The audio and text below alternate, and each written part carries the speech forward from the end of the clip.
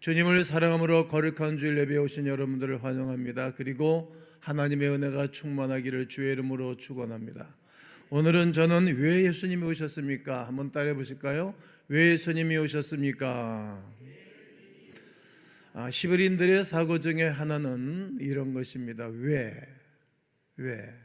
나에게 이런 일이 일어났는가? 왜 우리 집안에 이런 일이 일어났는가? 왜 우리 국가에 이런 일이 일어났는가? 왜라는 사고가 그들에게 있습니다. 모든 일들이 있을 때마다 또 왜 나는 이 일을 해야 되는가? 오늘로 말하면 나는 왜 성탄절 예배를 드려야 되는가?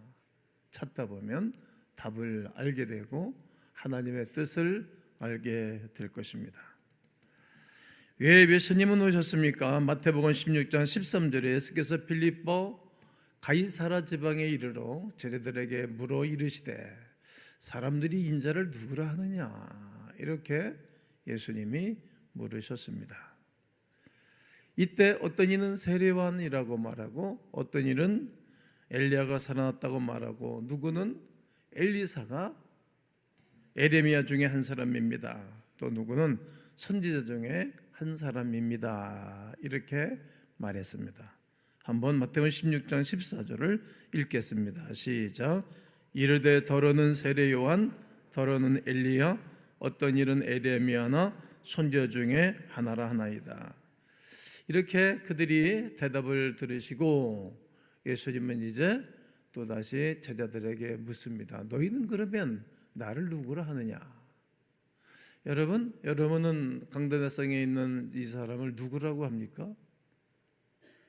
어떻게 보는 것입니까? 이처럼 너희는 나를 누구라 하느냐? 이렇게 반문하고 물으셨습니다. 제자들 중에 베드로가 정확하게 대답을 합니다. 주는 그리스도시요 살아계신 하나님의 아들이시나이다. 예수님 베드로의 고백을 들으시고 그 고백 위에 내 교회 음부가 이기지 못하는 교회를 세우라고 말씀을 하십니다.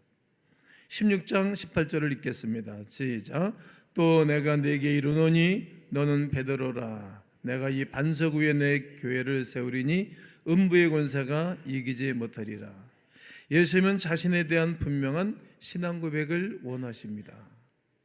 제자들뿐만이 아니라 오늘 이 세대를 살아가는 우리들에게도 분명한 고백을 듣기를 원합니다.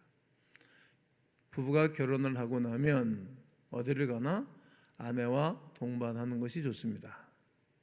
그리고 어디를 가나 제 아내입니다. 이렇게 말하는 것이 합당한 것입니다. 또 어디를 가나 제 남편입니다. 저는 제 아내와 어디를 갔을 때마다 처음 모임을 하고 처음 만나는 사람에게는 제 아내입니다. 분명하게 저는 제 아내를 소개를 합니다. 합당한 것입니다. 반지를 받았으면 결혼 반지를 끼고 다니는 것은 좋습니다. 나는 유부남입니다. 나는 남편이 있는 여인입니다. 자기를 고백하고 자기의 신분과 결혼한 여화를 밝혀주는 것입니다. 이처럼 예수님이 누구인지를 분명히 알고 확실하게 알고 고백하기를 우리 하나님은 원하시는 것입니다. 성탄절은 그런 의미에서 아주 중요합니다. 예수님의 탄생은 생일잔치의 개념으로 지내는 것은 그 본질을 잃는 것입니다. 예수님이 제자들에게 나를 누구라 하느냐 질문했다면 오늘 우리의 질문은 예수님은 왜 오셨습니까? 이런 질문과 함께 정확한 답을 말할 수 있어야 할 것입니다. 대강절에 예수님에 대해 깊이 묵상하는 이유는 예수님을 깊이 알기 위함입니다. 2000년 전 사람들은 예수님이 왜 오셨는지 전혀 알지 못했습니다. 왜 오셨는지, 무엇 때문에 오셨는지, 오셔서 무슨 일을, 어떤 일을 해야 될 것인가에 대하여 사람들은 알지 못했습니다. 그 당시 로마 정부로부터 해방만을 위한 분으로 알았습니다. 마치 이스라엘 역사 속에